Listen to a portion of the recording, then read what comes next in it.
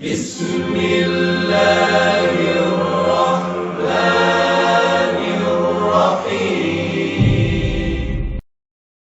اعوذ باللہ من الشیطان الرجیم بسم اللہ الرحمن الرحیم الحمدللہ رب العالمین الصلاۃ والسلام علی اشرف الانبیاء والمرسلین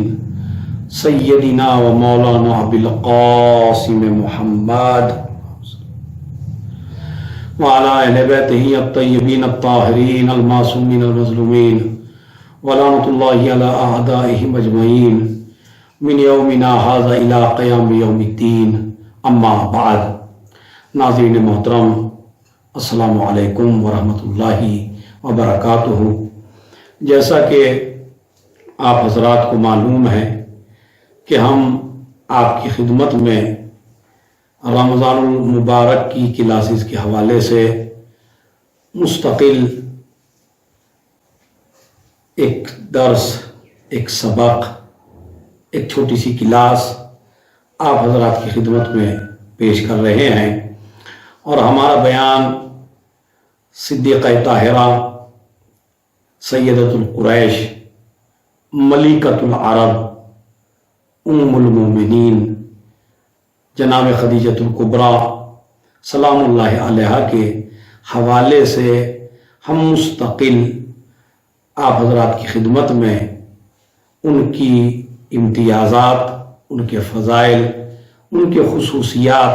آپ حضرات کی خدمت میں بیان کر رہے ہیں۔ آج یہ تیسرا مرحلہ اسی شہزادی کے بارے میں کہ جو پیغمبر کی چہیتی زوجہ تھیں اور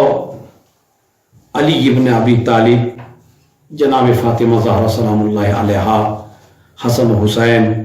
اور تمام معصومین کی نظر میں ایک معتبر اور معظم اور عظمت والی خاتون تھیں۔ ان کے امتیازات میں سے کچھ امتیازات ہم آپ کی خدمت میں پہلے بیان کر چکے ہیں۔ آج ایک اور امتیاز آپ حضرات کی خدمت میں پیش کرنا چاہتے ہیں، اور ان امتیازات میں سے ایک امتیاز یہ ہے کہ جناب خدیجۃ الکبریٰ سلام اللہ علیہا کو یہ شرف حاصل ہے کہ اسلام میں جب نماز جماعت کا حکم آیا پیغمبر اکرم صلی اللہ علیہ وآلہ وسلم کو، تو پیغمبر اکرم مکے کے ایک پہاڑ پر موجود تھے، جبرائیل امین نازل ہوئے، وہاں ایک چشمہ جاری ہوا، وضو کے بارے میں بتایا گیا، نماز جماعت کے بارے میں جو اللہ نے بیان کیا تھا وہ جبرائیل نے پیغمبر سے نقل کیا، اور پیغمبر نے وضو کیا، نماز جماعت کی جو حکم اللہ کی طرف سے آیا تھا اس کو لیا، اور لینے کے بعد اپنے گھر تشریف لائے، اور یہی تعلیم پھر آپ نے جناب خدیجۃ الکبریٰ اور مولا کائنات علی ابن ابی طالب علیہ السلام سے بیان کی، اور اس کے بعد کعبے کے صحن میں جا کے حرم میں پیغمبر اکرم نے نماز جماعت شروع کی۔ ایک طرف مولا کائنات تھے، ان کے پیچھے جناب خدیجۃ الکبریٰ سلام اللہ علیہا تھیں، اور اس روایت کو نقل کیا ہے عفیف، جو ایک بہت بڑا تاجر تھا عربوں کا، وہ تجارت کی غرض سے مکے میں آیا ہوا تھا۔ اس نے دیکھا کہ ایک شخص نکلا، اس کے پیچھے ایک دوسرا جوان بچہ نکلا، اور اس کے پیچھے پھر ایک خاتون نکلی، اور انہوں نے نماز پڑھنا شروع کر دی۔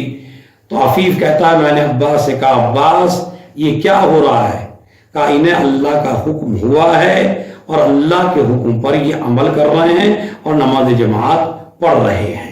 یہ اسلام کی سب سے پہلی نماز جماعت تھی ناظرین محترم، جو کعبے کے صحن میں ہوئی، اور جس میں سب سے پہلے 3 آدمی شریک ہیں، پیغمبر اکرم،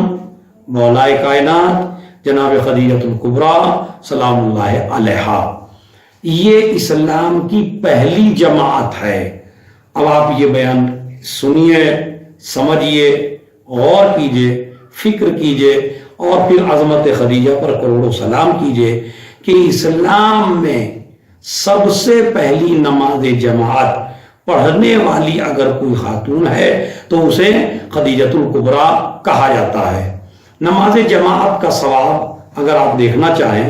تو بعض روایات میں وارد ہوا ہے کہ آپ 25 نماز الگ پڑھیں، فرادہ یعنی اکیلے نماز پڑھیں، اور ایک نماز آپ جماعت کے ساتھ پڑھیں، یعنی 25 نماز فرادہ پڑھیں، اکیلے پڑھیں، ایک نماز جماعت کے ساتھ پڑھیں، تو اللہ آپ کو نماز جماعت کا ثواب زیادہ دیتا ہے ان 25 نمازوں کے برابر میں۔ اور وسائل الشیعہ میں تو یہاں تک روایت موجود ہے کہ اگر کسی انسان نے 40 سال تک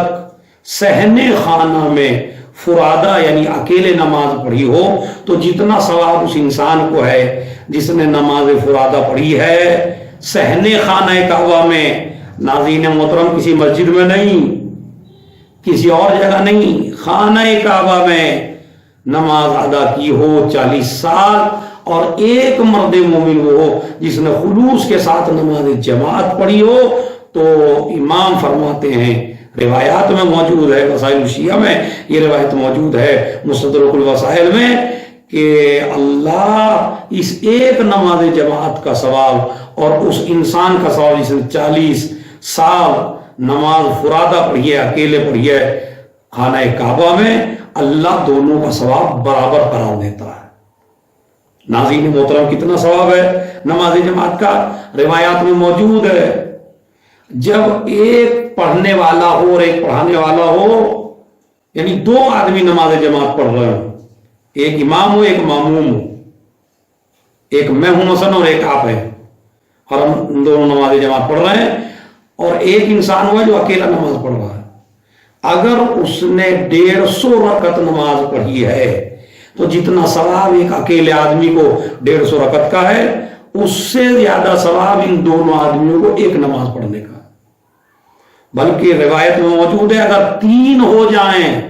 تو 600 رکعت کا ثواب ہے، اور اگر 9 ہو جائیں یعنی معموم 9 ہو جائیں اور امام تو ایک ہوتا ہی ہے، 10 ہو جائیں اس طرح، تو روایت میں موجود ہے کہ اب فرشتے بھی قلم رکھ دیتے ہیں، پروردگار ہم عاجز ہیں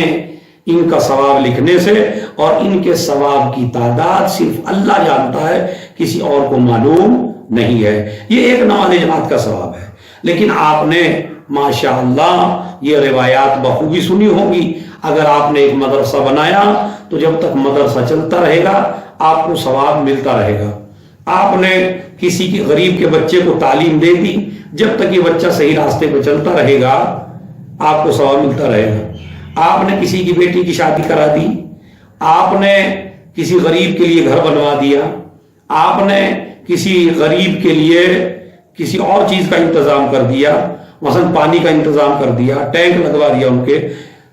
تو جب تک یہ چیزیں رہیں گی تب تک آپ کو ثواب ملتا رہے گا۔ اس لیے کہ جو شروع کرتا ہے اللہ اس کا ثواب آخر تک دیتا رہتا ہے۔ اب آئیے اس روایات کی بنیاد پر، ان روایات کی بنیاد پر آپ خود فیصلہ کیجئے ناظرین محترم، پوری امت کی خواتین ایک طرف ہیں اور خدیجہ اس صفت میں اکیلے ایک طرف ہے کہ سب سے پہلے نماز جماعت قائم کرنے والی جناب خدیجۃ الکبریٰ ہیں۔ اب جو مسجد نبوی میں نمازیں ہو رہی ہیں جماعت کے ساتھ، کعبے میں نماز جماعت کے ساتھ نماز ہو رہی ہے، اسی طرح مسجد کوفہ میں، کربلا میں، ہندوستان میں، پاکستان میں،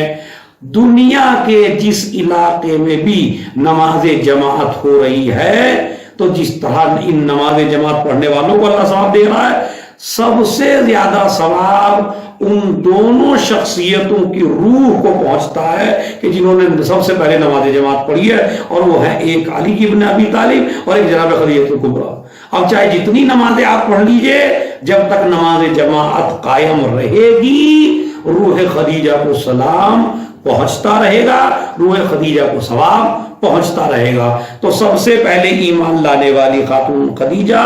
سب سے پہلے نماز جماعت پڑھنے والی خاتون خدیجہ، سب سے پہلے ام البنین کا لفظ جس پہ بولا گیا،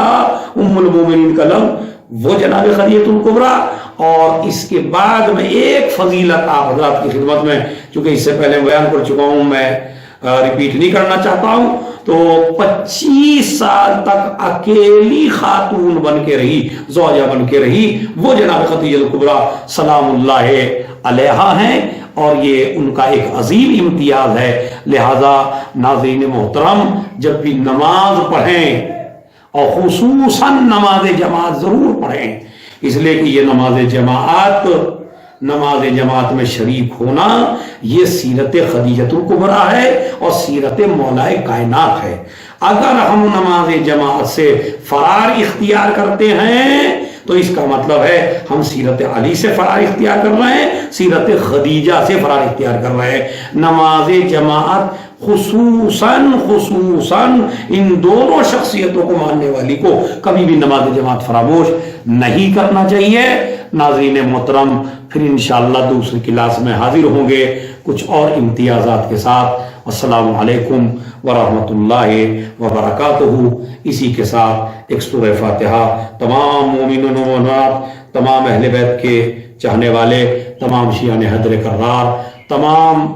شہدائے اسلام، تمام ایسے لوگ جن کا کوئی سورہ فاتحہ پڑھنے والا نہیں ہے، اور اسی کے ساتھ سید رضا علی ہاشم موسوی، آغا شبر حسین، معصومہ بیگم، شادمہ فرحت اور دیگر مومنین و مومنات کی روح کو عزت فرمائے۔ اللهم صل على